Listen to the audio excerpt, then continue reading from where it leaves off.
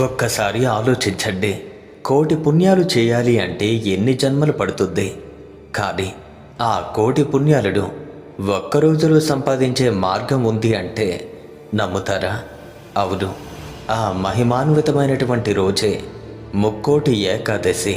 ప్రతి సంవత్సరం పుష్యమాసంలో వచ్చే శుక్లపక్ష ఏకాదశిని వైకుంఠ ఏకాదశి అని, ముక్కోటి ఏకాదశి అని, స్వర్గద్వార ఏకాదశి అని పిలుస్తారు. కానీ ఈరోజు ఉత్తర ద్వారం గుండా మాత్రమే స్వామిని ఎందుకు దర్శించుకోవాలి? ఈ పేర్లు ఎందుకు వచ్చాయి? ఈ పుణ్యదినం వెనుక దాగున్నటువంటి ఆ రహస్యాలు ఏంటి? అసలు కథ ఏంటి? రండి, ఈ అద్భుత ఆధ్యాత్మిక ప్రయాణంలో అందరం కలిసి నడుద్దాం. ముక్కోటి ఏకాదశి అనే పేరు వెనుక దాగి ఉన్న మహిమ. ఏడాదికి 24 ఏకాదశులు వస్తాయి.